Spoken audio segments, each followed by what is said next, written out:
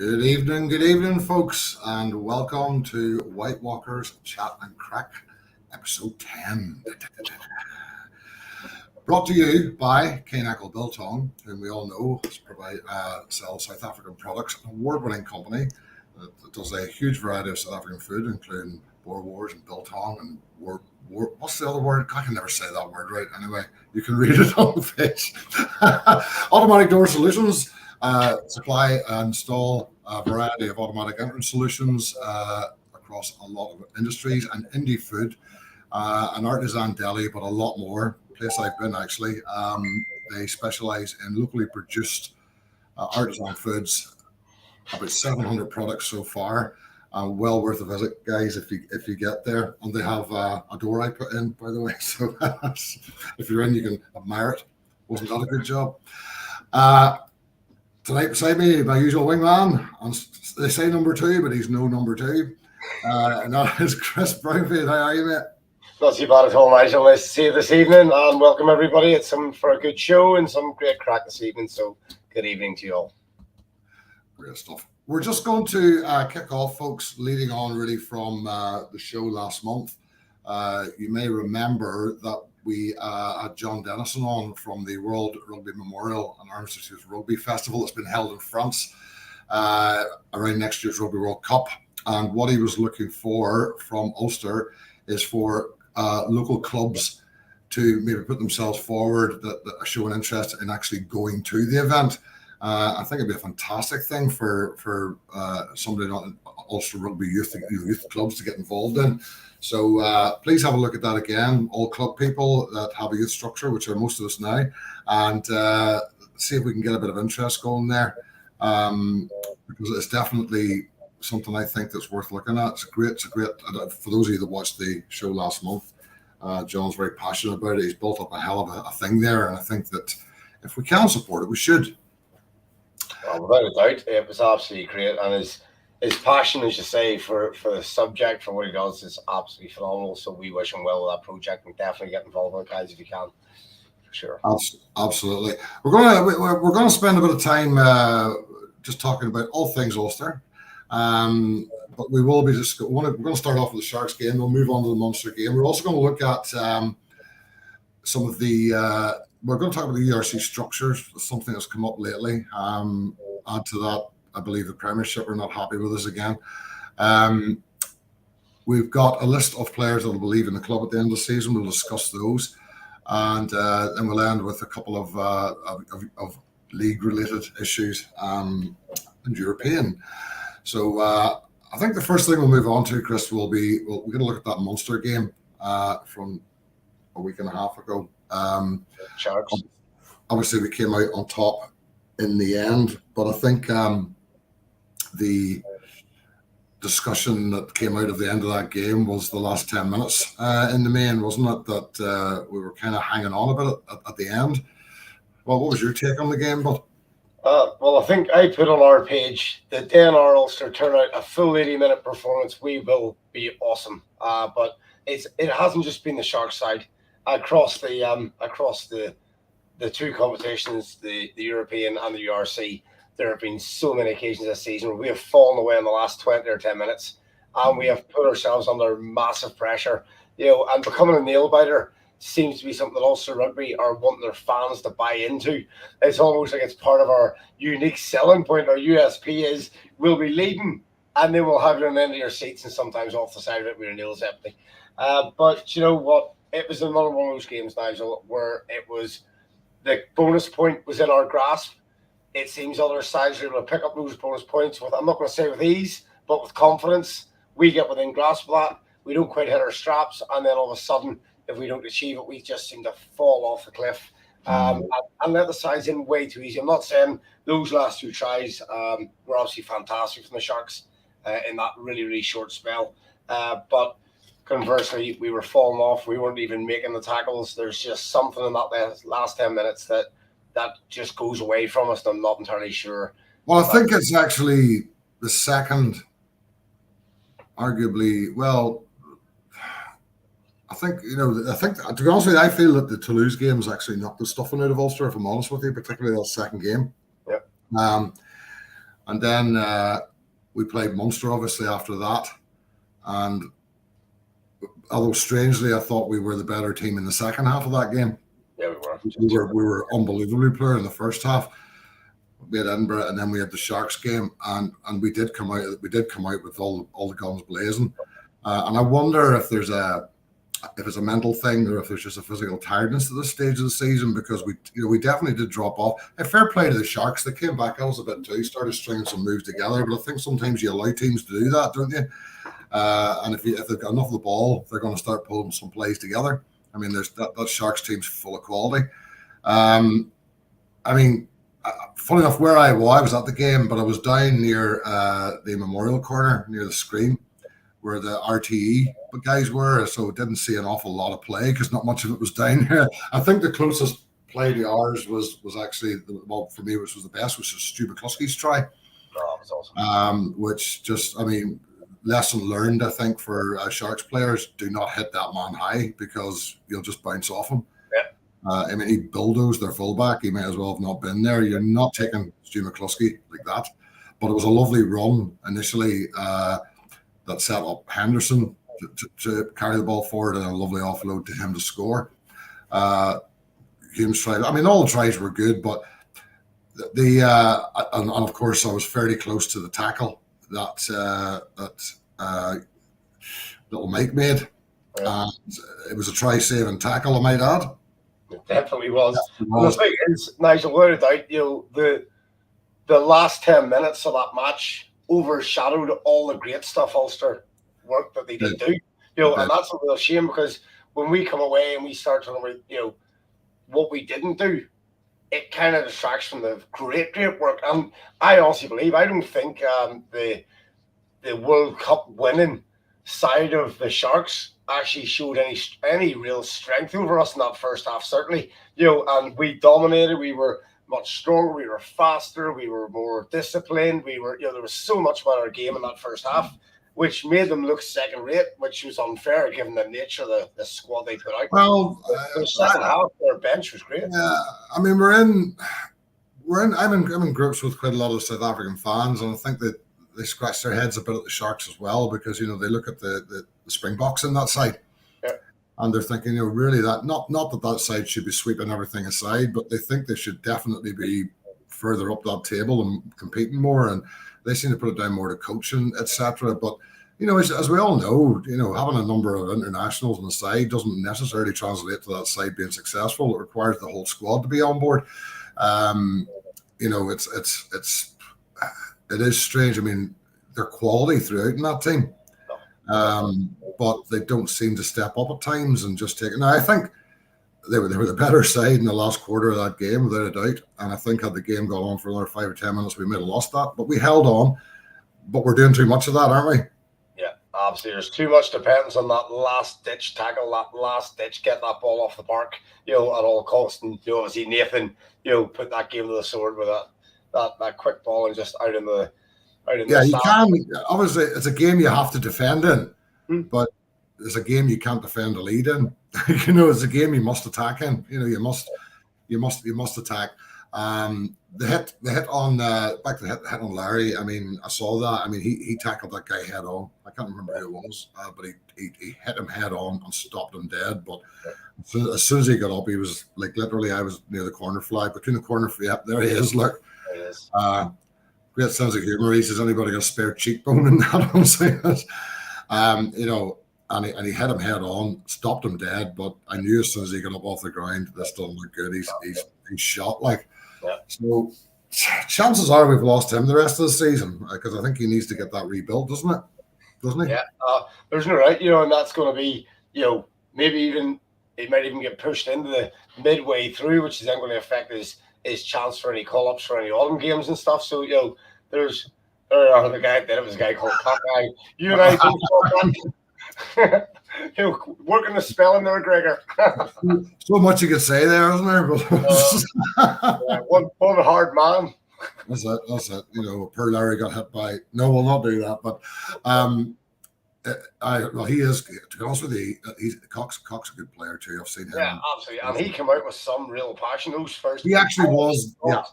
I was going to say, I thought the first 8 minutes, the Sharks really, really got out of the tank and they were going for it. And then once Cooney got that first penalty, they really went into themselves for a wee while. And then after that, like I say, but that first 8 minutes, I really thought, oh my God, we're in for an absolute hard night here. And then Ulster find their rhythm, find their pace, and then Cooney slotted that 3, and that seemed to settle us down a bit, which was great. It was good to hang on, but we were hanging on. Then of course we had the human try, which was well taken as well.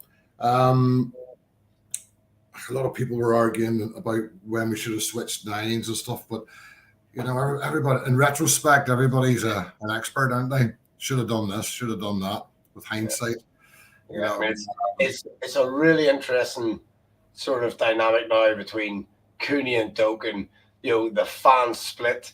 Obviously Cooney has been absolutely sensational for us, and we cannot in any way forget what he's done for our wee club already. And he talks so highly of how he settled into both Connacht and Ulster, but didn't really find his feet when he came out of schoolboy rugby in the Leinster in comparison. Doak is bringing something completely different.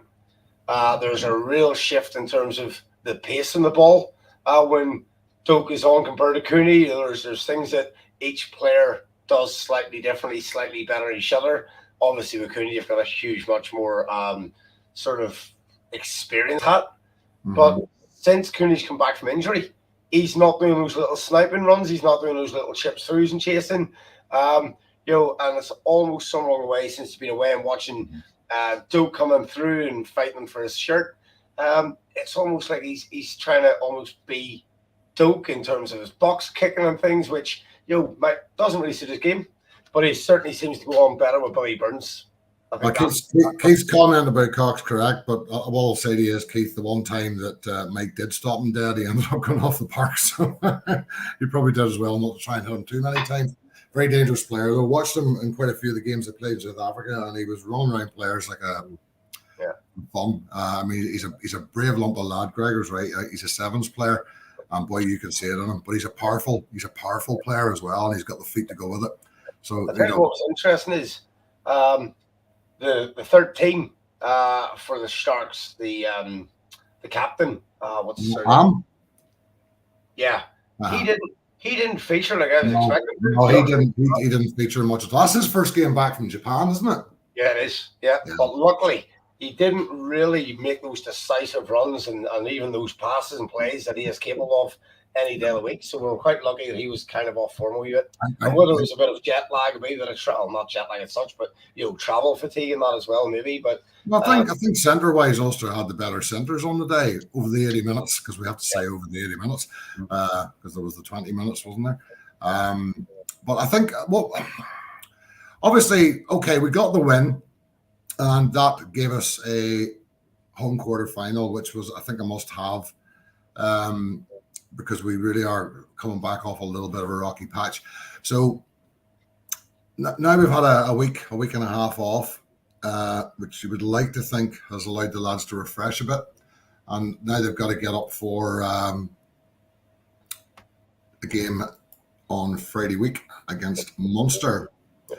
So there we go. Friday, 3rd of June, 7:35. Sadly, I will not be going to that one because I have to be at the airport at 4 o'clock Saturday morning. So I won't be. You could just stay up, go to the badge, and then just walk to the airport, to be fair. Wrong airport for a start, but anyway. So we've got to play. We're now into knockout rugby, mate, and we're at home though. Now, a lot of people, funny enough, I listened to the Premier pundits, and all I could think of was, somebody please put that on a TV screen in the changing room before the game next Friday, because they basically said, "Oh, Munster have nothing to fear; they'll be favourites. They should go up there and win that." I'm sort of, that was the game 6 days after a Toulouse exit over 2 ties by 1 point. Now we can argue about professionalism. We can argue about should they have got back on the horse. Now, we all know how we felt as fans. You can rest assured the players felt easily as bad as that. They played the damn games, and I think they were just empty.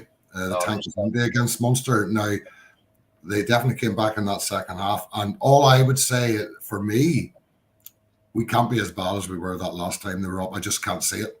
Yeah. I think we will win that fixture. I'm very, very confident. And what's interesting is a good mate of ours, Ross Barnett, actually put on Twitter after the Munster defeat, or even before the Munster defeat last time around, Ulster have lost the last 4 out of 5 games immediately after being kicked out of Europe. So that says something, that we do take that emotional drainage into the next game invariably, and I think Munster were very lucky to be the side that come up against us in that immediate departure from the Europeans. But I am really, really confident that our lads will be a very different side of what Munster faced. I'd like to think so. Now, we are, team-wise, I don't think there'll be a lot of changes, to be honest. Barring injuries, obviously we're going to lose Mikey. So who do you think he'd put into 15? I think Ethan. Will it be Ethan, or do you think Ethan? Or might he look at Stuart Moore again? Well, I think Ethan stepped into the 15 shirt when Mike went off, didn't he? And actually covered really, really well. I think it'll be, I think Stuart Moore will go to into the centre somewhere. Ethan will go to fullback, and then it's going to be Balakown, and where are we going for the other wing? Rob Little, maybe? Yeah, Little hasn't really started much this year, but I didn't think he had a bad game when he came on last week. When he came on that period. He's a strange little player because he is small, but his strength defies his size, doesn't it? Yeah. The guy carries into contact. He always seems to make meters, even though he's not that large a fella. So we're probably looking at, again, a spar injuries, but I'm not aware of any injury issues anywhere else in the team. So we're probably looking pretty much the same from 1 to 10. Yeah. Then we're possibly looking at Rob Little 11. Yeah, possibly. Balakown 14. Hume, McCluskey, Balakown at 14, and a Little at 15. Well, or Ethan. Little to 11, and if Ethan McElroy doesn't move to 15, he'll be at 11. Right, yeah. And then it's whether or not they could put Little or Stuart in the 15, couldn't they? Either of those two can pick that shirt up quite well. They can, and then subs bench will be pretty much as before, but one of the backs will change. Would you start with Doak or would you start with Cooney? I think he'd start with Cooney, if I'm honest. But you're right. Doak brings a different type of 9 play to the game. He's different to Cooney. The size different. 9s are 9s. They lift and carry, they pass, or they bloody box kick. So, but it's how they do it slightly different, isn't it? Well, I would love to see Cooney giving those little grubber kicks through, those little chases, round the back, off the back of the blind side, and he just hasn't done it since he come back. But I wonder, you see, David just put a point up there about he'd like to see Doak start against Munster. And, there's an argument for that as well, because, Cooney in a 20-minute cameo at the end of the game can really change the game as well. Absolutely, yeah. The way he carries around the fringes, around that. To be honest with you, we're blessed there. We've got two excellent 9s, so it's a nice choice for Dan to have to make, though. Excuse me, but I personally think he'd probably start with Cooney. And this time round, because I think John will be the first to admit that in the last game against Munster, his box kicks were a bit off. They were too long. He was a lot better, I have to say, last time out. And he was better against Edinburgh as well. Yeah. So, Keith, I think he just wants to give Cooney more game time to get him back to where he was as much as possible. And I think he is improving. I was a wee bit disappointed with his game in Munster the last time because his box kicks were too long, but he's got it right. Yes, that's right, Connor. When we talk about variations, they are very slim changes. I think. There was something else I was going to say on that point, and I'm completely. Now, Connor made me lose my train of thought there, Connor, because as a 9, I object to such allegations. But there was something. Oh, I know what I was going to say. Well picked up there, Connor.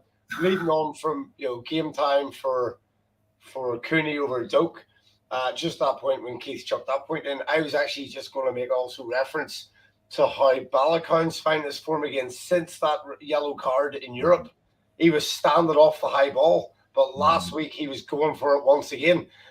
So he was actually contesting for the high ball. He was winning some of them. That's right. And he's starting to find his confidence to go challenging the Gary once again. He really is, and his attack play as well. And we saw that against the Sharks as well for Hume's try.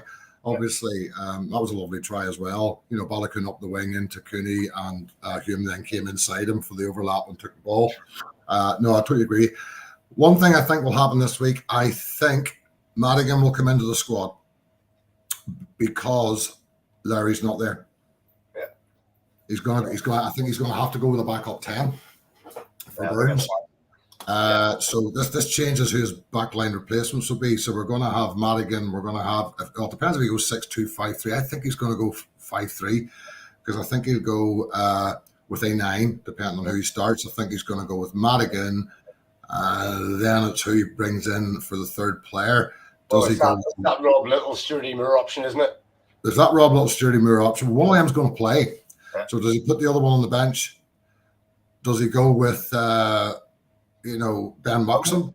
Ben Moxham's not on the far east side too, so and you've got Craig Gilroy sort of in the back there. Some of that no one's been talking about for a wee while as well. So I think Dan Franklin's pushing the younger lads further forward now.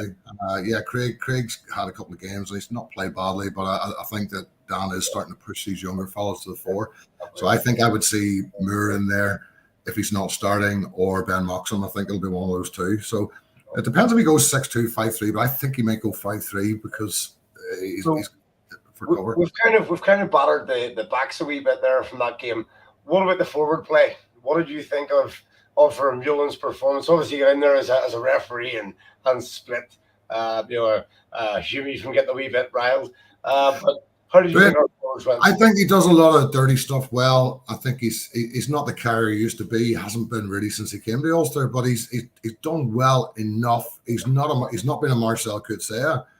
But to be honest, I think our outstanding forwards, and I'm not going to take away from Dwayne. Dwayne's class, and I'm sure what he brings to that team's superb. And he goes out and he plays for the team. He hasn't bad games, but let's be honest, it's Nick Timoney and Marcus Ray, frankly, as well. I mean, Marcus Ray is becoming a bit of a turnover king. That lad. I mean, he was behind his brother for 2-3 seasons, and all of a sudden he's propelled in as a first starter. Yeah. He's ahead of Jordy Murphy now. He's ahead of his brother, Matty Ray. For me, our starting back three, if available, is Timoney, Ray, Vermeulen, Marcus, and somebody else takes the bench spot, and that's where we are. Those three are, and I think that's a match for virtually any back row in the league. Our second rows, our pack has matched. I was talking to somebody about this. They were talking about. Come to this, the changes that are coming up, but our pack has matched some of the biggest packs out there in the last few games. We haven't been pushed back. I thought we'd struggle big time against Toulouse. We didn't. I thought we might struggle a bit against Munster. We didn't. We didn't struggle against that Edinburgh pack. And Edinburgh, for me, are one of the most underestimated teams this season. They're a hard team to beat. They're another team I could see going to the Sharks and winning. Yeah. Not going to the Sharks, going to the Bulls and winning. No, they're not playing the Bulls. Who are they playing? Stormers. Stormers are playing. I wouldn't write them off against the Stormers. No. Stormers will be favourites at home, but providing Quentin Nolan's not the TMO, of course. We'll not go there. Anyway, but actually, going back to that point of Wimbledon, right? Let's just take that for 1 second. We would have had 4 points in the bag, right? We would have been second place right now, going into playing Glasgow, and that's the bit that really grates our supporters, or any supporter in a similar situation. It's not just a cock up on the day. It has anybody can cherry pick little incidents. I heard people cherry picking incidents out of the last Munster game. Oh, if the ref would give that and give that. Those can always go either way. We could have had 2 players sent off instead of one against Toulouse. Arguably, there's a lot of ifs and buts. That was clean cut. That one. That was. I'm sorry. That was just. When his boss went on to Super Sport afterwards, and basically threw his TMO under the bus, which he did, and said that was wrong. There was absolutely no reason to say. We would be sitting now with a home quarterfinal and a home semi-final if we win it. Yeah, absolutely. And now we've got to go most likely, assuming that everything goes, I suspect it will. It's going to be 4. I suspect it's going to be 4 home wins, in my opinion. for the quarters. In which case, I think we end up going to Stormers for the semi. I think that's how I've worked it out. Well, we go to Stormers, but if Edinburgh do beat Stormers, do they then take that home advantage? No, because we're above them in the table. I think that's good. Okay, I wasn't actually sure of that. I thought. Yeah, I think, but there's other people like Neil McKeown. Yeah. How does it work out? If you beat a team that has a home advantage, do you then get their home advantage? So actually, it would be really good if we could beat Munster. It would be really beneficial for us if Edinburgh beat Stormers because they'd have to come to Belfast then. Would that be right? I actually looked at it the other day and worked it out, and I'm sort of not really convinced that actually works. Right, folks out there who would have all this. Tell us what. Okay, what we want to know is permutations. If Ulster win next Friday, and if Edinburgh beat Stormers, where would that semi-final be? Thank you, because I'm sort of going. I can't work it out. Do we get it because we're higher in the group, or do Edinburgh get it because they've put the home advantage team above us out? I don't know. Anyway, we're going to have a little bit of a prediction then. I mean, I'm not sure what way Munster fixed with their injuries, the likes of Tag Byrne and people like that. I see they've got a couple of other people starting to get a bit iffy. So, I mean, I think it'll be a very similar team that went to Dublin. And let's flip the coin here because it'll show us what they're made of. Sadly, Ulster did not respond to the loss to Toulouse well. We know that. Munster have obviously a week more. We had 6 days. They've got a week and a half or whatever, but they've now got to get back on the horse after that.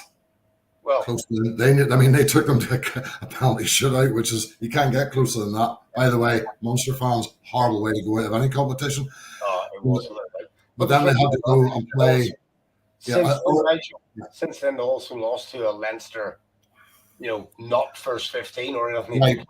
But is that their... We were got game and we come back because if I'm right, Chris, we played Munster twice and it was second teams. It wasn't full teams, but I'm pretty sure it was stronger teams than we saw playing Munster last weekend. Because I remember in one of them we had Ringrose playing. Wasn't Henshaw on one of them as well? And it was a slightly stronger set. It was more of a B team. That was a B/C team. Now we know about Leinster's depth, but that was a fairly strong. Again, it wasn't a full strength Munster side either. It has to be said with injuries, but it wasn't that far off it. And they were well beaten. They were well beaten, like. But Tag Byrne is so influential for them. And you don't have one man making a team, but he has the ability to really pull any side out of the trenches. And he, obviously he's been off for a while, so I'm not sure where he is with his recovery, like I say just now. So. Right. So it'll be interesting to see the 2G. I think we pretty much know what Ulster will do. We've got to replace our fullback. That'll bring another player in. Because of the person who's missing, he would be a stand-in 10. I think we'll see Madigan come into the squad because he's going to want to have a backup 10 there. Because we've relied very heavily on Billy Burns this season. He's got to be nearly burned out, that lad, because he's played nearly every game that we've had. So what are your predictions then, mate? What do you think? Well, you know what my predictions always are? They're always pretty accurate, within about 5 points on a swing. So I'm going to say Ulster 26, Munster 19. Right, okay. I wouldn't argue with that, actually. I would say that's probably going to be the scale of it. I'll be disappointed if we lost them twice at home. Yeah. I'll go the same. I'll go Ulster by a score, but probably a try score type thing. Yeah. So, good stuff. Okay, mate. Well, let's hope we're right. And good chat on that. So now we're going to have a quick chat about the URC structures. This is something that a lot of fans are talking about. We can maybe even touch on the Premiership, which I find quite funny of late. Do you think the structure in the URC currently is fit for purpose? And we have to bear in mind it was never seen as a permanent structure. It's at the minute to guarantee regional representation in Europe, isn't it? But do you think it's fit for purpose? I've got my own thoughts on different aspects of this. I actually think the URC is heading in a direction that I don't like. Mm-hmm. I genuinely believe the URC have aligned themselves to becoming a broader global rugby platform than just the size we're seeing now.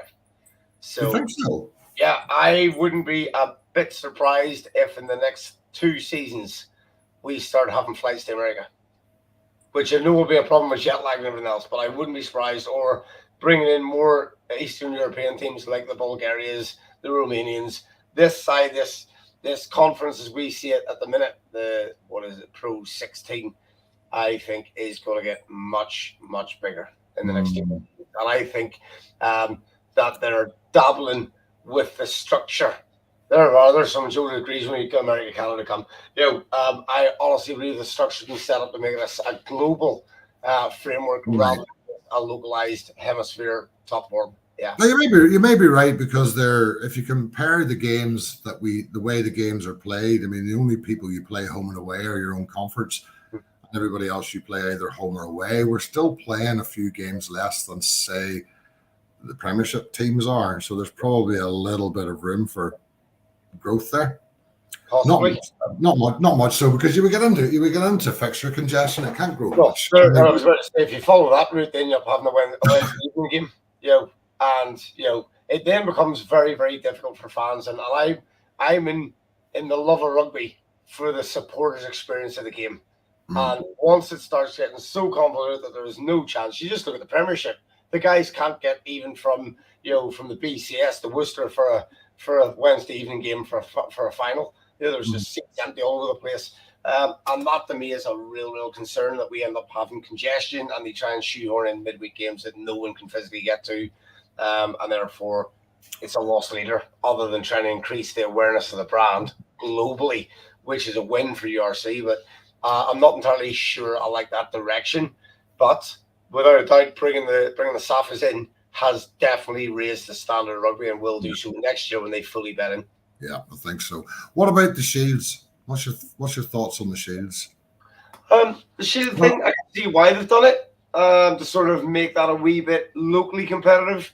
Certainly for Wales. But yeah, you could argue, apart from the Italy Scotland Shield, that probably lacks the same amount of intensity. Is there intensity for any of the sides in that Shield? I don't know. It is literally a spot for Europe, isn't it? So I don't know if the Shield actually is something teams are deliberately playing for. I wouldn't have thought so. I think it's just a tick in the box on the route to Europe, I think. Right, okay. Giles, any thoughts on the way Ulster clubs have performed on domestic club scenes? Obviously Estonians, yay. And we've had good representation. It's improved, Gerald. Again, I think Ulster Rugby and the club setup is probably a bit like Ulster Rugby and the academy and the provincial setup. It's improving, but has a bit to go. What's nice is this year we've had sides like Dromore starting to pick up trophies. We've had Enniskillen picking up wins. Enniskillen wouldn't, historically be one of those sides you'd be seeing picking up trophies, at the tail end of the season. So it is obviously having the AIL is definitely on the way up. When you get people like Robert Balakown coming from down in the southwest, it's going to generate a wee bit of interest from schools locally, as an ambassador. So if the big lads are doing well and the ladies are doing well locally, you can see how that's going to drive ambition. And the guy was saying in Dromore, when we talked about the guy that was looking after the Dromore schools, he says guys are now coming to us and saying, "Can I play rugby?" Yes. Instead of "Can I play soccer?" "Can I play rugby, sir?" And that is led by the performances of the Ulster senior team as much as anything else. So yeah, Clocker Valley on the lower side. Right. Yeah. Obviously, when you start mentioning Dromore, Sam Graham gets rather excited, because he's a bit like that, bit insular, or Sam. If you want to bring Sam out, all you got to do is mention Dromore Rugby Club, and he appears. It's like on the URC banter page. There's a lad there, LQ, and he says, "You just got to say something about Ulster," and Quigley appears. Right. Sounds like that with Clocker Valley. Mention him, he's there. He is there. So yeah, I was thinking that about the Shields as well, though. That the Shields offer that, in our case, the interpro flair. It's nice to have the home and away games. We always had them anyway, even when we had the two conferences. But so I hope they don't ever take that away. And I quite like the idea of a local Shield. Yeah, it's a milk cup, isn't it? It's an egg cup, but it's another little thing a team can go for. And yes, Leinster won it, but so they could claim a treble, I suppose, couldn't they? If they win everything this season. Yeah, we've got this cup that we won as well. Shield. Yeah. On that note, it's going to be interesting. I'm not sure when we're going to be talking about it, but the cup final this weekend, we were supposed to be there this weekend. It hasn't come off due to family illness, but it's going to be a really, really intense battle this weekend. I don't think it's not going to be the Leinster Ulster 2012 Twickers where we went down, what was it, 55-17. It's going to be much, much, much tighter than that for sure. I know. Listen, I was going to give it 30 seconds at the end because I thought it would be polite too late, Right, so I think if they expand it, though, they're going to have to go keep with conferences and maybe introduce another conference, or they may have to go back to two tables. What about the prospect of playing towards a relegation, because we've already got like a second level URC sort of technical background? That I think has been a plan for a while, and I think they'll probably give that a season or two to get itself up and running, and because it's like anything else, if they're playing regular rugby every week, the standard will improve. And I think they'll want to give that a season or two just to try and bring it a little bit up closer. Then, they may start looking at promotion and relegation. And apparently the Premiership don't like the fact that we don't have a salary cap. And we're thinking, and my response to that is, what has that got to do with our league? Yeah, nothing. Absolutely. I think maybe the toys are going to go out of the pram again soon here. Yeah, well, you can see why that would be. They've had very, very poor representation in Europe, and they're obviously the French sides have been phenomenal. The Ireland provinces, again, all four have been phenomenal. Scotland's not really been represented terribly well. Wales, complete zip. And Wales are really struggling to be going to three regions again, in which case Ospreys are likely to be the ones that will take the hit. So it'll have a huge impact on the movement of players around Wales as much as anything else. And with Ospreys being owned by an American franchise, there's every chance they'll move Ospreys to the north of Wales, which historically has been tried before and didn't really work. So interesting. The regional thing hasn't particularly worked well either, has it? For what they thought it would be. But anyway, the thing is, it was never a unlike the four provinces of Ireland. There have never actually been those defined four regions of South Wales. They kind of invented them, and they were nicking sort of regions from outside the region to try and make a conglomerate. And it was never embraced by the fan base at all. The Valleys really didn't struggle with it. It's sort of, I'll tell you what, it's not something I'd want to be sorting out, and it can only really be sorted out by them. We can all sit outside and have an opinion, and there's lots of banter, and God help them, they're getting the pee taken out of them seriously. But but it's not a nice place to be, is it? I wouldn't think. And hopefully they can turn it around. And just on that note, really, I am absolutely gutted for Brad Roberts. That opportunity of getting into the Wales squad, then put on the bench, then not being selected even during the Six Nations, and then not even being selected for the summer tests. I just hope Brad hasn't found himself being ill-advised by himself or somebody else, because I think so. Because I think he would have had a future at Ulster. Now, of course, we've got our two senior hookers. We've got young Stuart through, and we've got that lad that's come up from Munster. And the few times I've seen him play, he looks like a good one in the making. So, I just hope you're right, man. I hope Brad hasn't been sold a pup here and he ends up in the twilight zone in Wales. The Dragons this year have won no games at home. They've won 2 games this year. You're going into a side that's on the back foot with the potential of no Welsh international call-ups coming again. Yeah, I think, you sort of... It's in the back of your mind, isn't it? He's been sold one here, as David just said here. I think he is. And the thing there is, he's played in Wales before. He's got a wee bit of heritage in Wales. There was that thing about him going home for a few weeks and then missing his residency status because of COVID by a matter of weeks. Which could have easily been resolved given the nature of the pandemic. I think I think he would have been best stayed in the four provinces and ambition for the Ireland shirt. But I think, maybe I don't know if he'd be in the wrong for an Ireland shirt with the hookers we've got now, but he certainly would have been maybe just outside that first group. And but I think he would have got more time in an Ulster shirt, which obviously gives you a bigger claim to go for better honours. I'm not sure he's going to get that at the Dragons. I don't think he'll get the exposure. And if they don't improve next season, he's not going to go. He's not going to get anything. Anyway, let's hope we're wrong, and he does. We just want to do a quick bit on the faces leaving at the end of the season. It was confirmed today, all the players that will be leaving. Probably the biggest name in that from an international point of view would be Jack McGrath. Probably the biggest name from a local point of view would be Sean Reedy, I would have thought. Oh, no. Ross Kane, the banger boy. Come on. Now, Ross is still a young man. Ross is off the Elan Trailfinders, and I like Ross McCain. Ross McCain actually is a player. And so, let's be honest, it's not beyond the realms of possibility he'd return home at some stage. He's still young enough. And I hope he goes well. Elan, they seem to be signing a hell of a lot of players, actually. Well, Kieran Campbell is pulling in some real talent. They've just signed another one of the Welsh wingers has also gone across as well now. So, I mean, Kieran's building a really strong squad over there. He is pulling some players into that team. But yeah, it's attractive because they're winning. They're winning big scores. They're winning silverware, and every player is ambitious enough to want to win silverware. So I really wish Ross huge amount of well wishes at the Trailfinders. And Jack McGrath. Do you know what, that hip injury? It's just devastating for him.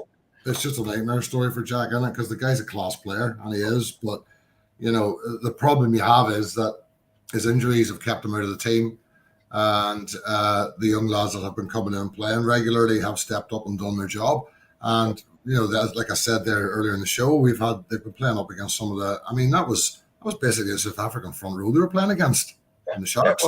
Yeah, and they held their own without any problem. No problem. They held their own, no problem. So I think that's probably decided. I was actually surprised when Jack McGrath signed again, especially when I heard he was getting surgery again. I thought, I'm surprised they signed him again because he hasn't really played. I'm glad to hear he doesn't plan to retire, but obviously he'll pick up a contract somewhere, no doubt.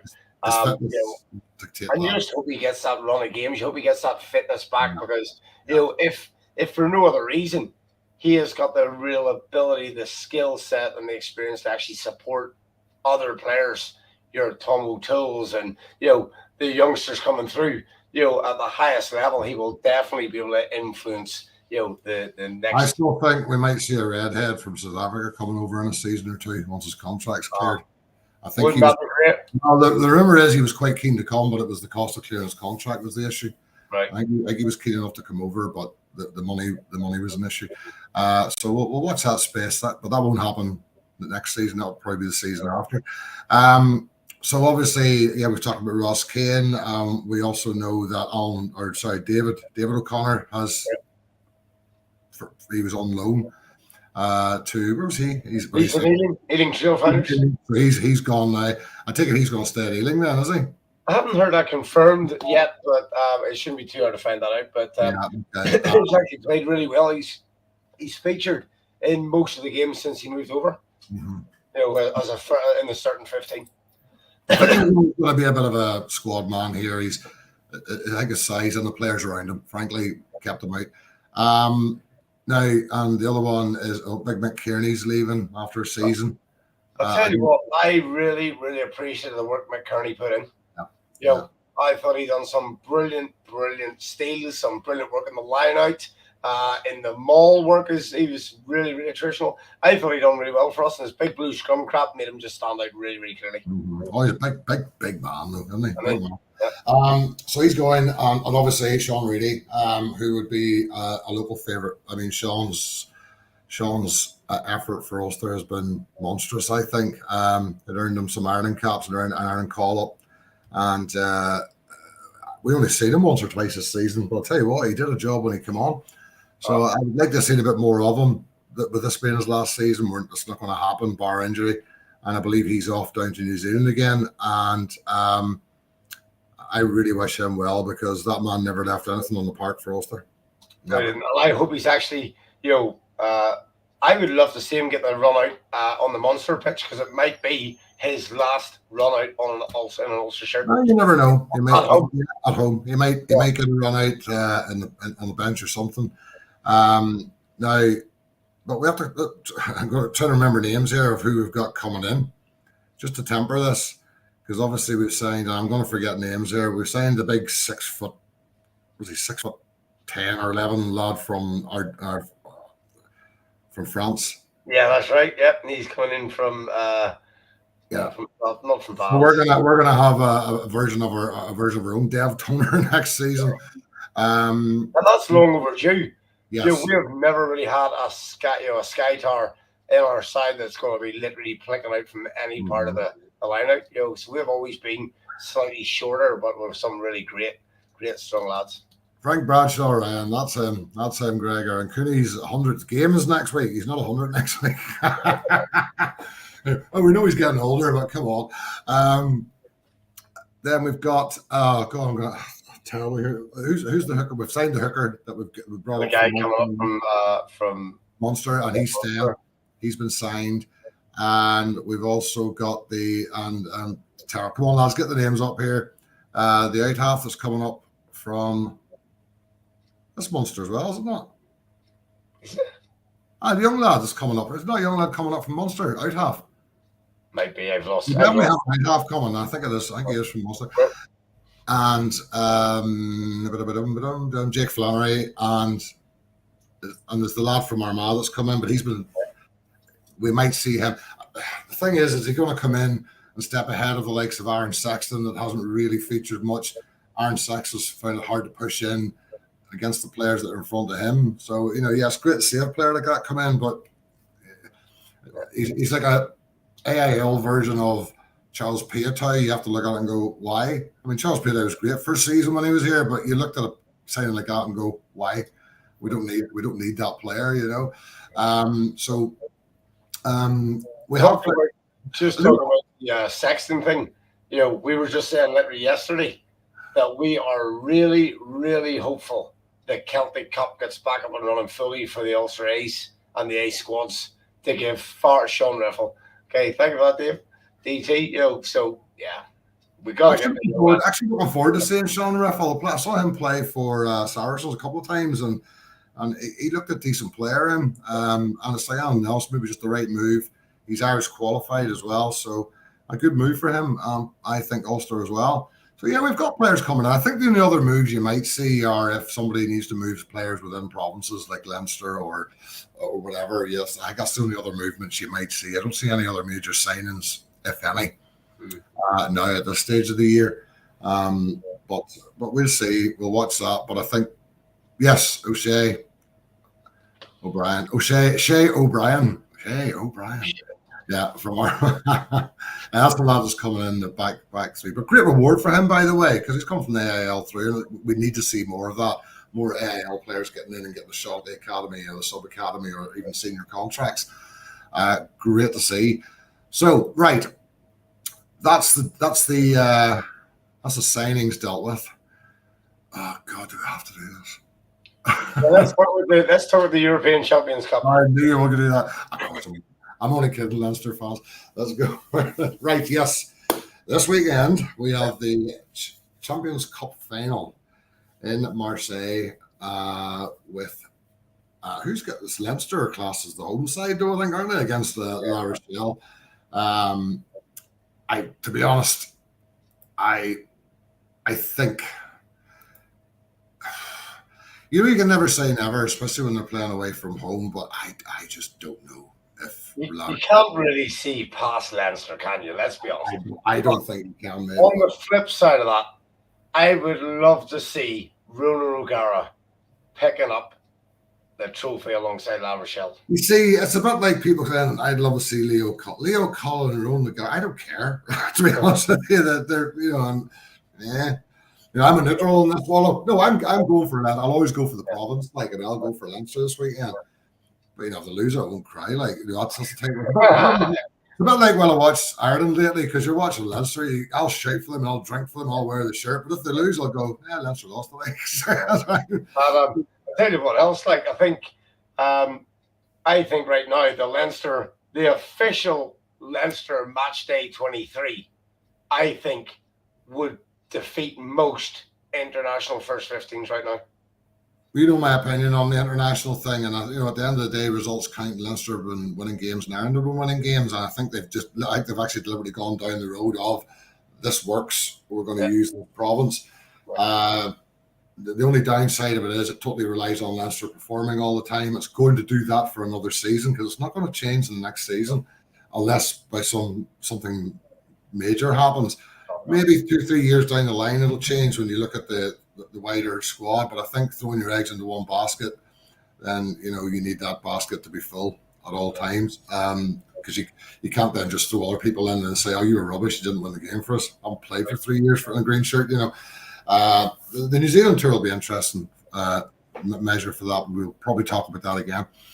I don't know. I mean, the packs are going to be interesting because that La Rochelle pack's huge pack. But you're talking about the guts of the Irish pack here, and I just wonder with the form that they're in, they only have to hold their own in the front five, I think, because I think now you've got a great competition coming at Aldred.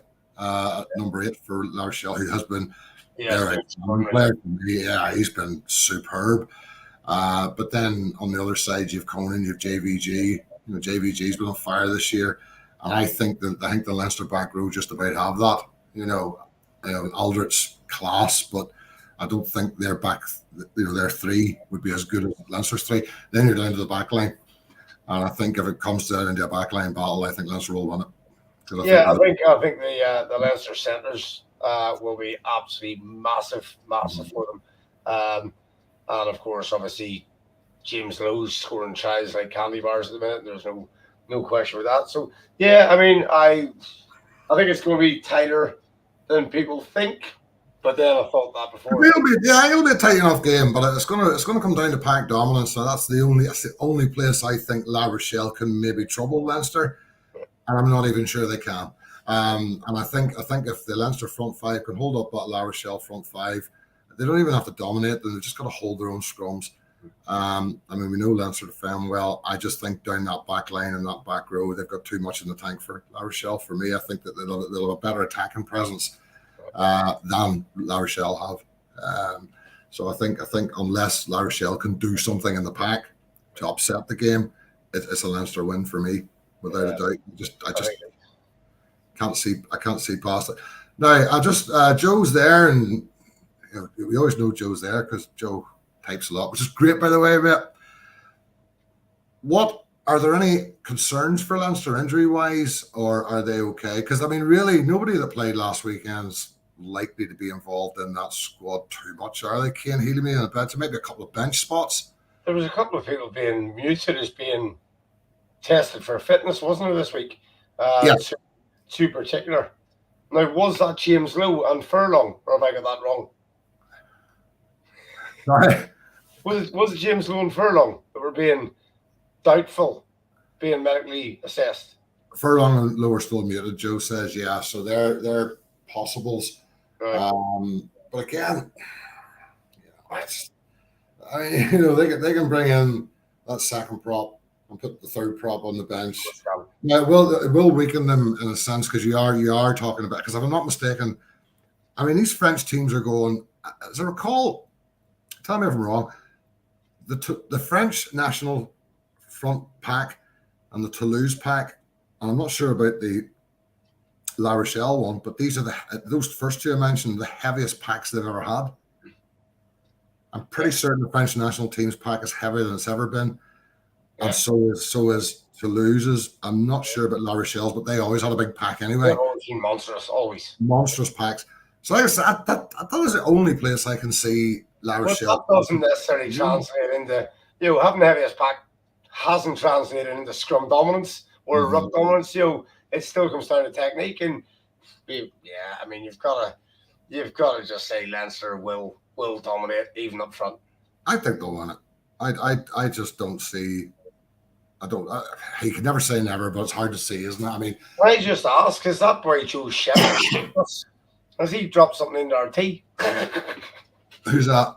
That boy Joe Shep. Well, I think his cat's walked over his keyboard, mate. Yeah, that's right. I remember definitely when they played Ulster, I remember them, the commentator saying it's the biggest pack they'd ever had. But I'm pretty sure, Joe and others, that the French pack that last played Six Nations was the biggest they'd ever had as well. Yeah. I'm pretty sure it was the heaviest pack they'd ever had. So they're going for this big, bulky packs. And what Joe says there, actually, teams try to run them about and tire them out. Having said that, they've been faring all right. But I think they came up a cropper against Leinster. You can see the tiredness. They'd run out of ideas against Leinster.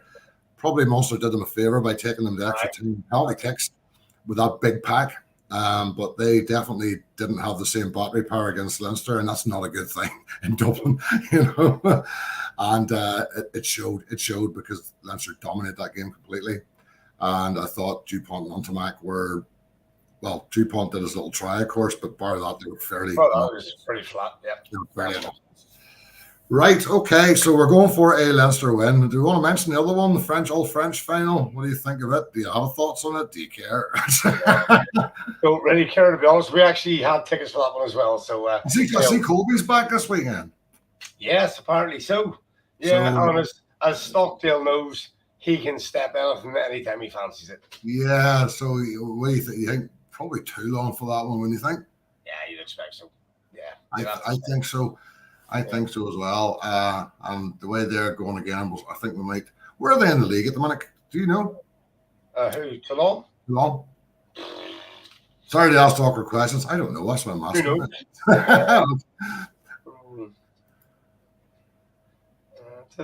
Who knows? I'm sure Gregor can tell us. Gregor's being very quiet this evening. Gregor, come on, man. Where's our show specialist is not coming up with the information here. Oh, he must do that. Exposing our stupidity. I'm sure he's right. Toulon are seventh. So they're thereabouts, aren't they? We all are. Right. Okay. Maybe a quick mention for if I think Dave might have a link for it there. Joe, the man himself. Yes. Is doing it's 1,000 kilometers, I think, isn't it? 100. No, it's not. It's 1,000. 100 kilometers. Don't sell them short. I cross my eyes when I look at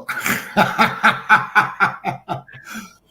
Anyway, look, as you all know, Joe went through an operation last year, and part of his road to fitness, he's and David will wake up and put the link up in a minute, I'm sure. 100K in May. 100K in May. And it's to what is it? Beat the Reaper or something? As he calls it. Beat the Reaper. Yep. Beat the Reaper. And he's raising money for charity, folks. Now, Joe, if you're there, would you put the link up? I think Dave's fell. There we go. And the link's on the bottom of the screen, folks. That's Joe beating the Reaper. And the one in the purple looks he's constipated. That is his actual sleeping cap, by the way. He wears that one in bed, so he does. Yeah. So, folks, it's a good cause. So, if you've got a few shekels spare, throw in that direction. And I can assure you, Joe, will put that to a good cause. Right, folks, we're getting towards the end now. Nothing else to do but to thank you for listening to us two rambling on. But we've had a good chat about all things Ulster. And we even gave Leinster a mention, Joe, for a minute longer than I expected. A blue sleeper. Yeah, that's right. He's been called worse, Joe. Just a reminder, folks, that the show has been brought to you by Kainako Biltong, South African Food Auto Door Solutions, who sell automatic door solutions, strangely enough, and Indie Food, who are artisan, Irish foods artisan. Cheeses. If you like cheeses, you must visit that shop. I've never seen a place with more exotic cheeses in it in my life, and they're fresh, and you take as much or as little as you want. They do a strong cheddar, and I tell you what, it hits the spot. I tell you, so it does.